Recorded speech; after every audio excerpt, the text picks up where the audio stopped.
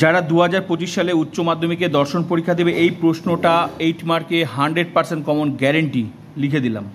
ঠিক আছে, তো তোমরা কিভাবে এই প্রশ্নটার উত্তর করবে তোমরা দেখে নাও। নিম্নলিখিত বাক্যগুলিকে তর্কবিদ্যা সম্বন্ধ আকারে রূপান্তরিত করে আবর্তন ও বিবর্তন করো। একজন মানুষ কখনোই দেবতা হতে পারে না। সব আবেদনকারী সত্যনিষ্ঠ নন। কেবলমাত্র শিক্ষিত ব্যক্তিরাই প্রগতিশীল। দার্শনিকরা বিজ্ঞানী হলেও হতে পারেন। কিভাবে এই প্রশ্নের উত্তর করবে আমি তোমাদের শিখিয়ে দিচ্ছি। আরেকটা কথা বলি, যারা আমার চ্যানেলে নতুন প্লিজ চ্যানেলটা সাবস্ক্রাইব করবে অ্যান্ড শেয়ার করবে বন্ধুদেরকে। আর 2025 ফুল টিউশন প্রোফাইলটা ভিজিট করলেই অধ্যায়ে ধরে ধরে সম্পূর্ণ টিউশনটা পেয়ে যাবে। যদি পরীক্ষায় MCQ SCQ 40-এ 40 পেতে হয় প্রোফাইলটা ভিজিট করো, সব পেয়ে যাও। যা যা লিখে দিই তার বাইরে একটা প্রশ্ন আসবে না। 8 মার্কের 5টা নোট আসবে, লজিক আসবে, প্রোফাইলটা ভিজিট করো, সব পেয়ে যাবে। মেইন ক্লাস সঙ্গে এক্সট্রা ক্লাস চলছে, এখন এক্সট্রা ক্লাস করালাম। এই সমস্ত অধ্যায়গুলো কমপ্লিট হয়ে গেছে। তো প্লিজ চ্যানেলটা সাবস্ক্রাইব অ্যান্ড শেয়ার আর এই ক্লাসটা করো, 100% পরীক্ষায় আসবে। তো এই সমস্ত লজিকগুলো আমি তোমাদের শিখিয়ে দিয়েছি, এখন আমি প্র্যাকটিস করাচ্ছি। তোমরা দেখে নাও কীভাবে পরীক্ষার উত্তরটা তোমরা করবে। তাহলে কি বললাম, প্রশ্নটা আবর্তন ও বিবর্তন কিভাবে করবে তোমরা দেখে নাও। একজন মানুষ কখনোই দেবতা হতে পারে না। আশা করি বুঝে গেছো এই অধ্যায়টা কোন অধ্যায়ের। এই অধ্যায়টা হচ্ছে অমাধ্যম অনুমান।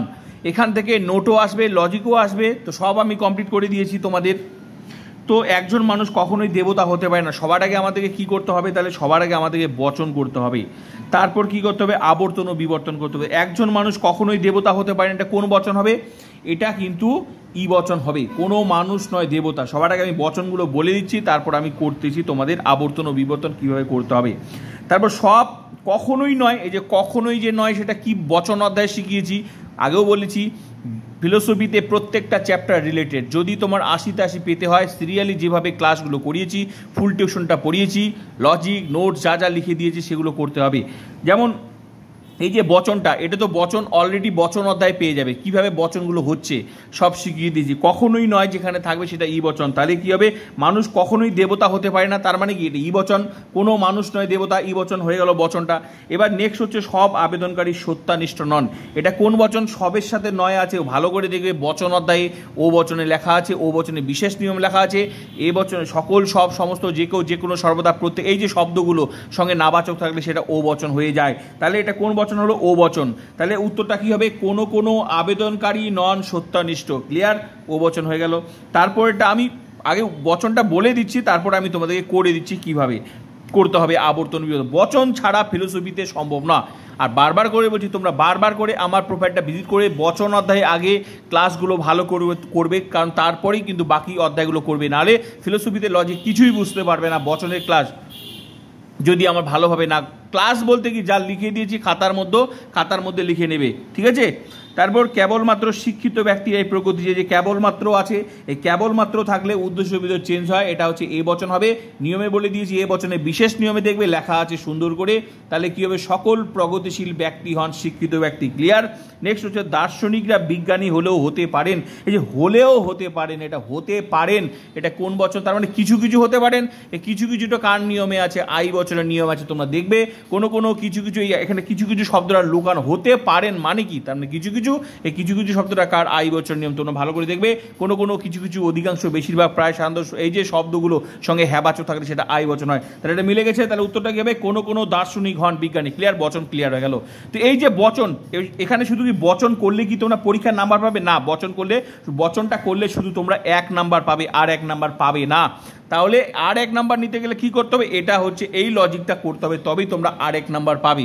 অনেকেই স্টুডেন্ট আছো তোমরা কি করো, শুধু বচনটা করে আসলে ব্যাস হয়ে গেল, তাহলে তোমরা 8 নাম্বারের মধ্যে আর 8 পাবে না, কত পাবে, 4 পাবে।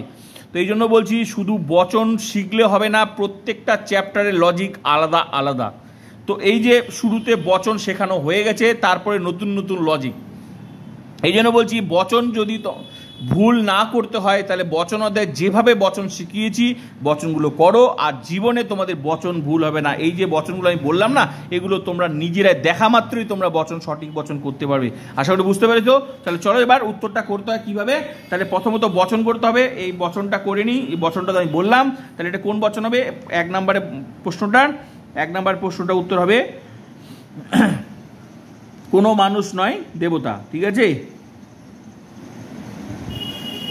প্রথমত বলে দিলাম কেন হলো। কোনো মানুষ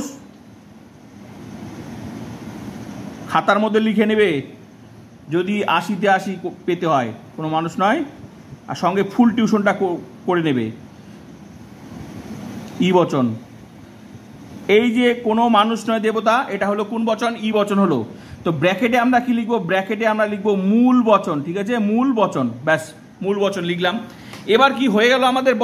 লজিক হয়ে গেল না, শুধু বচনটাই করলাম।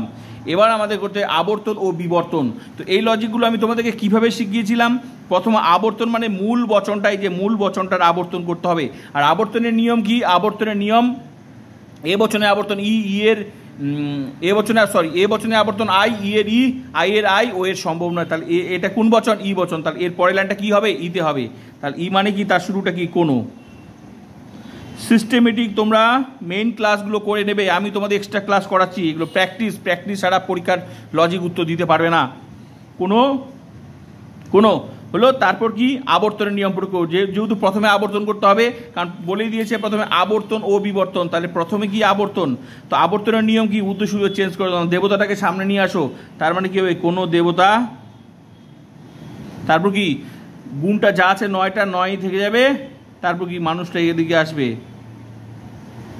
তাহলে কোনো দেবতা নয় মানুষ, এটা কোন বচন? এটাও কিন্তু ই বচন হলো। এই যে ব্র্যাকেটে আমরা কি লিখবো? ব্র্যাকেটে আমরা লিখবো আবর্তিত। আবর্তিত মানে আবর্তন। তাহলে এই যে এইটা হয়ে গেল, আবর্তন হয়ে গেল। আরও করতে বলছে ও বিবর্তন, তার মানে এই যে মূল বচনটার আবর্তন করলাম, এই আবর্তনটাই হচ্ছে আবর্তিত। ক্লিয়ার?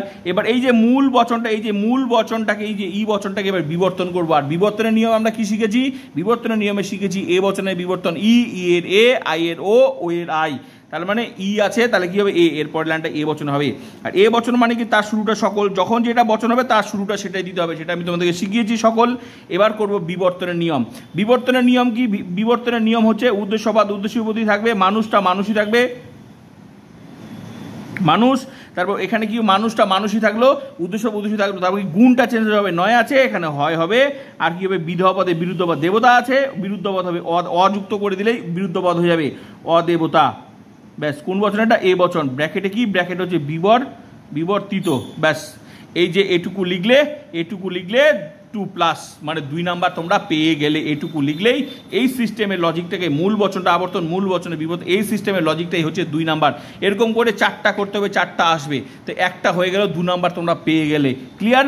এবার নেক্সট প্রশ্ন, সব আবেদনকারী সত্যান্বেষণ, এটা কোন বচন হবে? আমি শিখিয়েছি কোন বচন হলো, কিছুক্ষণ আগে বললাম, এটা ও বচন হবে। কোনো আবেদনকারী নন সত্যান্বেষণ। চলো এবার দ্বিতীয় নাম্বার প্রশ্নের উত্তরটা করি।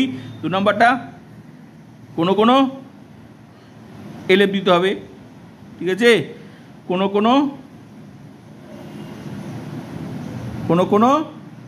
আবেদনকারী, আগে বচন করতে হবে, বচন সবার প্রথম, বচন পেছন ছাড়বে না লজিকে।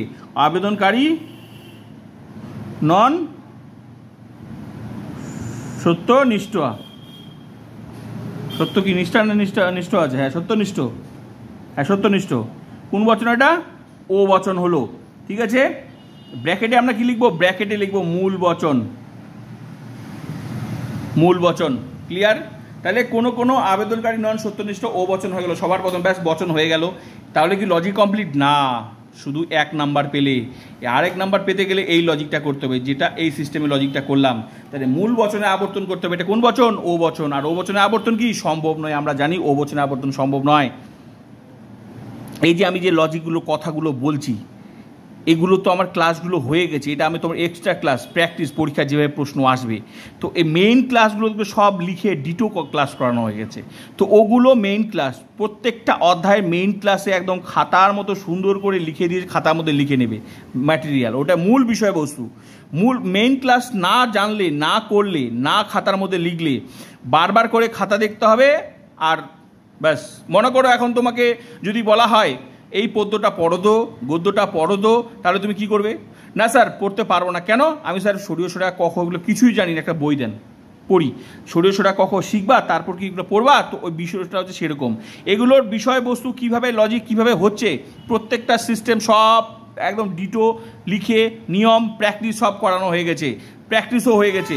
এখন আমি যে প্র্যাকটিস করা যখন মুখে বলছি, যারা ক্লাসগুলো করছো তারা বুঝতে পারছো, আর যারা ক্লাস করছো না আমার কথাগুলো খালি শুনে শুনে মনে হচ্ছে, তো তার আগে এই ক্লাসটা করার আগে অলরেডি একবার আগে তোমরা এই ক্লাসগুলো করে নেবে, ফুল ডিটো ক্লাসটা করে নেবে, ঠিক আছে? তারপর দেখবে এই প্র্যাকটিস করবে জলের মতো ক্লিয়ার। আর যদি এগুলো অলরেডি ক্লাস করে থাকো তাহলে তোমার কাছে আমি যেগুলো কথা বলছি মাথার মধ্যে ঢুকছে। তাহলে ও বচন ক্লিয়ার হয়ে গেল। এবার কি করতে হয়? ও বচন না, এ বচনের আবর্তনে আমরা নিয়ম কি জানি? এ বচনের আবর্তন আই, ই এর ই, আই এর আই, ও এর সম্ভব নয়। তার মানে এর পরের লাইনটা লিখবো ও বচনের আবর্তন সম্ভব নয়। এখানে লিখবো ও বচনের আবর্তন সম্ভব নয়। ক্লিয়ার? তাহলে ও বচনের আবর্তন সম্ভব নয় হলো না, তার মানে মূল বচনটার কিন্তু আবর্তনটা সম্ভব হলো না, এটা হলো না, তো হয়ে গেল না, ব্যাস হলো। এবার তাই বলে লজিক কমপ্লিট না, হয়নি, বিবর্তনও করতে বলছে, কিন্তু মূল বচনটা এই বচনটা তো বিবর্তন সম্ভব, কারণ ও বচনের বিবর্তন কি আমরা জানি, এ বচনের বিবর্তন কি বিবর্তনের লজিকে শিখেছি, এ বচনের বিবর্তন ই, ই এর এ, আই এর ও, ও এর আই, তাহলে ও বচনের বিবর্তন কি আই, এর পরের লাইনটা করতে হবে আই এ, আর আই মানে কি তার শুরুটা কোনো কোনো, যখন যেটা বচন হবে তখন তার শুরুটা হবে কোনো কোনো। তারপর কি করব? বিবর্তন করব। বিবর্তনের নিয়মে আমরা কি জানি? উদ্দেশ্যপদ উদ্দেশ্যপদী থাকবে, যে উদ্দেশ্যপদ এটা আবেদনকারী থাকবে, আবেদনকারী, তাহলে উদ্দেশ্যপদ উদ্দেশ্যপদী রেখে দিলাম। এবার তারপর কি করব?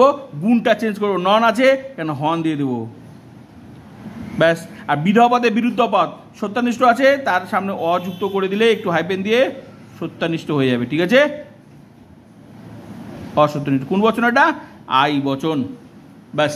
এই যে মূল বচনের আবর্তন সম্ভব নয়, কিন্তু মূল বচনের বিবর্তন সম্ভব, ব্র্যাকেটে লিখে দিব বিবর্তিত, ব্যাস হয়ে গেল। এটুকু করলে 2+ হয়ে গেল, 2 2 4 হয়ে গেল, ক্লিয়ার? এবার চলো নেক্সট প্রশ্ন কেবলমাত্র শিক্ষিত ব্যক্তিরাই প্রগতিশীল, এটা কোন বচন হবে? এটা কিন্তু কিছুক্ষণ আগে বললাম, এ বচন হবে সকল প্রগতিশীল ব্যক্তি হন শিক্ষিত ব্যক্তি। 3 নাম্বার,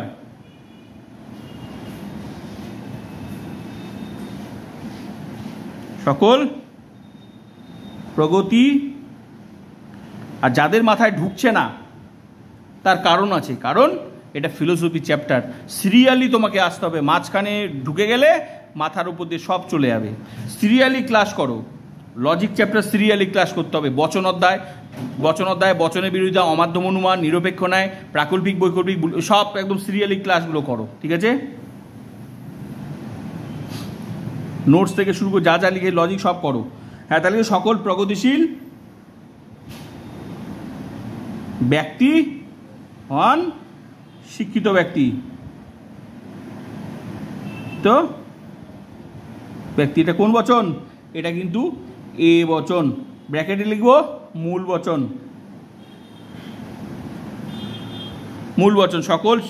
সকল প্রগতিশীল ব্যক্তি হন শিক্ষিত ব্যক্তি। আমি অল্প অল্প করে খাতা ব্যবহার করছি, কারণ আমাকে প্রচুর খাতা লাগে, প্রচুর পড়াতে হয়, তাই আমি কিন্তু অত আমার স্পেস রাখলে চলবে না। সকল প্রগতিশীল ব্যক্তি হন শিক্ষিত ব্যক্তি, এ বচন, ক্লিয়ার? এটা মূল বচন, এ বচন দিয়ে মূল বচন। এবার হচ্ছে এই মূল বচনটাকে কি করব? মূল বচনটাকে আমরা কি করব? বচন হয়ে গেল, আবর্তন করব, বিবর্তন করব। তাহলে এ বচনেটা আর এ বচনের আবর্তন আমরা কি জানি? এ বচনের আবর্তন আই, তার মানে এ বচনের আবর্তন আই, আর আই মানে কি তার শুরুটা কোনো কোনো হলো। তারপরে কি করবো? আবর্তনের নিয়ম কি? উদ্দেশ্যপদ চেঞ্জ করো, যে বিধপদটা সামনে নিয়ে আসো আর উদ্দেশ্যপদটা এখানে নিয়ে আসো, ব্যাস, তাহলে হয়ে যাবে আবর্তন, ঠিক আছে? তাহলে কি শিক্ষিত ব্যক্তিরা সামনে নিয়ে আসবো, কোনো শিক্ষিত ব্যক্তি,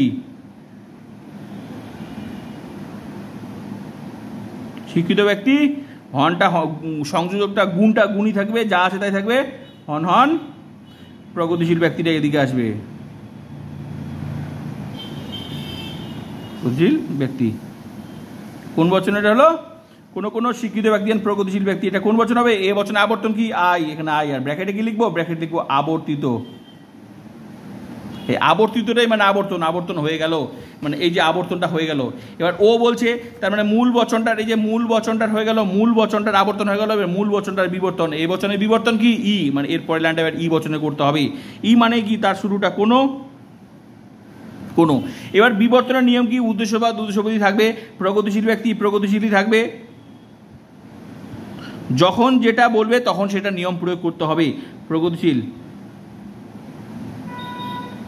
প্রগতিশীল ব্যক্তি হন আছে, বিবর্তনের নিয়ম কি? শুধু গুণটা আছে, যে হন আছে নন হবে, আর বিধপদে বিরুদ্ধ পদ, এটুকু তো নিয়ম। এটার বিরুদ্ধ পদ কি করে? অযুক্ত করে দাও, বিরুদ্ধ পদ হয়ে যাবে, অশিক্ষিত ব্যক্তি। কোন বচনে এটা হবে?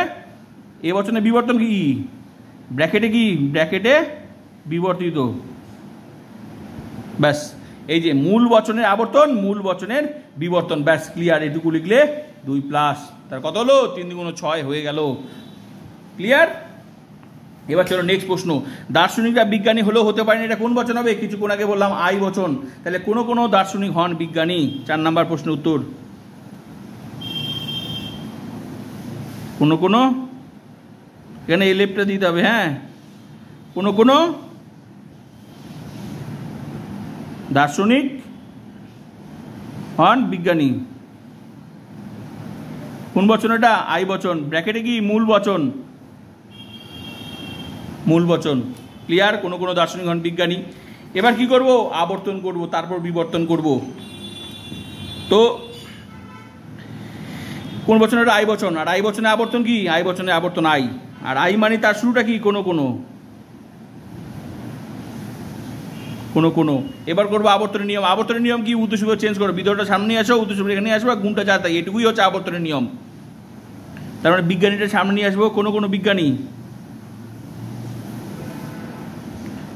পেনটাও লেখে না। কোনো বিজ্ঞানী হন দার্শনিক। কোনো বিজ্ঞানী হন দার্শনিক। কোন বচন এটা? আই বচন। ব্র্যাকেটে কি লিখবো? ব্র্যাকেটে লিখবো আবর্তিত। আবর্তন কমপ্লিট। এই যে আবর্তন হয়ে গেল। এবার কি? বিবর্তন। যেরকম লজিক যেভাবে বলবে সেভাবে, কিন্তু সমস্ত লজিক গুলিয়ে ফেলবে না। এই অধ্যায়ে প্রচুর লজিক আছে, সেগুলো শিখেছি, ভালো করে দেখবে। এক একটা লজিক এক এক রকম। আবর্তন ও বিবর্তন আলাদা, বিবর্তন ও আবর্তন আলাদা, আবর্তনে বিবর্তন আলাদা, বিবর্তনে সবগুলো গুলিয়ে ফেলবে না। তাই মেইন ক্লাসগুলো করবে, সঙ্গে আমার এক্সট্রা ক্লাস, ঠিক আছে? নাহলে কিন্তু বিশাল বিপদে পড়ে পরীক্ষায়। করে তো আসবে, ভাবে ঠিক করে আসি, পরীক্ষা আসে দেখবে 0 গোল্লা পেয়ে যাবে। হয়ে গেল, আবর্তন হয়ে গেল। এবার আই বচনের বিবর্তন। এবার এই লাইনটা হচ্ছে বিবর্তন। আর আই বচনের বিবর্তন কি? আই বচনের বিবর্তন ও এর শুরুটা আবার কি? ওটাও কোনো। ব্যাস হয়ে গেল কোনো। এবার কি করবো? বিবর্তনের নিয়ম করবো। বিবর্তনের নিয়ম কি? উদ্দেশ্যপদী রাখবো, দার্শনিকই থাকবে। যখন যেটা বলবে তখন সেটা নিয়ম প্রয়োগ করতে হবে। দার্শনিকই থাকবে। বিবর্তনের নিয়ম কি? শুধু গুণটা আছে, হন আছে, নন হবে, নন। তারপর কি? বিজ্ঞানী আছে, বিরুদ্ধ পদ হবে। এই বিধপদে বিরুদ্ধ পদ, অবিজ্ঞানী। কোন বচন এটা? ও বচন। ব্র্যাকেটে কি? বিবর্তিত। ব্যাস 2+, 4 × 8। তো এই ছিল তোমাদের পরীক্ষার ভীষণ গুরুত্বপূর্ণ। এইভাবে প্রত্যেকটা ফিলোসফির সমস্ত লজিক কমপ্লিট হয়ে গেছে। কোন অধ্যায়ে তুমি লজিক বুঝতে চাও, কোন অধ্যায়ে লজিক বুঝতে পারছো না, কোনটা আসবে, অধ্যায় ধরে ফুল টিউশনটা দেখে নেবে। ইউটিউবে একমাত্র চ্যানেল, আমার চ্যানেলের মূল উদ্দেশ্য যত ফিলোসফির স্টুডেন্ট আছে তাদেরকে 100% রেজাল্ট করানো, 100% লজিক শেখানো, এমনভাবে লজিক শেখানো যাতে সে নিজেই টিচার হয়ে যায়। আমার মূল উদ্দেশ্য এটাই। আর সমস্ত টিউশনটা ফ্রিতে পড়ে দাও। আমার এখানে যারা ক্লাস করে, যারা পাস আউট হয়েছে তারা জানে। চ্যানেলটা ছোট্ট, কিন্তু আমার এই চ্যানেলটা ছোট হওয়ার মূল কারণ তোমরা অনেকেই শেয়ার করছো না। যদি তোমরা শেয়ার করো, সাপোর্ট করো, তাহলে সবার কাছে ছড়িয়ে যাবে। তো please share, like, comment and subscribe and share, বন্ধুদেরকে ছড়িয়ে দাও। যারা যেখানে টিউশন পড়ছে পড়ুক, অসুবিধা নেই। কিন্তু তুমি টিউশনে কি পড়ে প্রকৃত বুঝতে পেরেছো? প্রত্যেকটা লজিক শিখতে পেরেছো? কোন প্রশ্নটা আসে অবশ্যই আমার চ্যানেলের সঙ্গে মিলিয়ে নেবে। আমার এখানে পড়লে তোমার কোনো টাকা লাগবে না। আর যারা আমার চ্যানেলটাকে সাপোর্ট করতে চাও, ইউটিউব রুলস অনুযায়ী প্রমোট করতে চাও, তো প্লিজ আমার চ্যানেলটাতে জয়েন হয়ে যাবে আমার চ্যানেলের উন্নতির স্বার্থে, ঠিক আছে? যারা পারবে। তাছাড়াও আমার চ্যানেলটা প্লিজ সাবস্ক্রাইব অ্যান্ড শেয়ার। আর ফুল টিউশনটা প্রোফাইলটা ভিজিট করে অধ্যায় ধরে সম্পূর্ণ টিউশনটা ক্লাসগুলো আমার চ্যানেলটা তোমাদের জন্য। Please subscribe and share. অধ্যায় ধরে ফুল টিউশন, MCQ SCQ কমপ্লিট। অধ্যায় ধরে যা লিখে দিয়েছি, সঙ্গে নোটস একদম কমপ্লিটের পথে, লজিক কমপ্লিট। কোন অধ্যায় থেকে 8 মার্কের নোট আসবে, লজিক আসবে, সমস্ত টিউশনটা দেখে নেবে। প্রোফাইলটা ভিজিট করে অধ্যায় ধরে যেভাবে ক্লাস করি যদি তুমি ক্লাসগুলো করো, জীবনে তুমি লজিক থেকে শুরু করে বললাম তো ফিলোসফিতে প্রশ্ন আসবে পরীক্ষায় আর তুমি পারবে না, এটা হতেই পারে না। সঙ্গে আমার এক্সট্রা ক্লাস যা যা করাবো এই সমস্ত অধ্যায়গুলো আমার কমপ্লিট হয়ে গেছে। যা যা এক্সট্রা ক্লাস করা যে ভীষণ গুরুত্বপূর্ণ আমার চ্যানেল তোমাদের সঙ্গে আছে। পরীক্ষার সকাল পর্যন্ত আমার চ্যানেল তোমাদের সঙ্গে আছে। ইম্পর্টেন্ট ক্লাস, কোন প্রশ্ন, প্র্যাকটিস, সব মনে রাখবে। ফিলোসফিতে প্র্যাকটিস ভীষণ গুরুত্বপূর্ণ। তো প্লিজ মেন ক্লাস সঙ্গে extra class, main class complete. Please share করবে আর ফুল টিউশন ক্লাস করে সবাইকে শেয়ার করে ক্লাস করার সুযোগ করে দাও।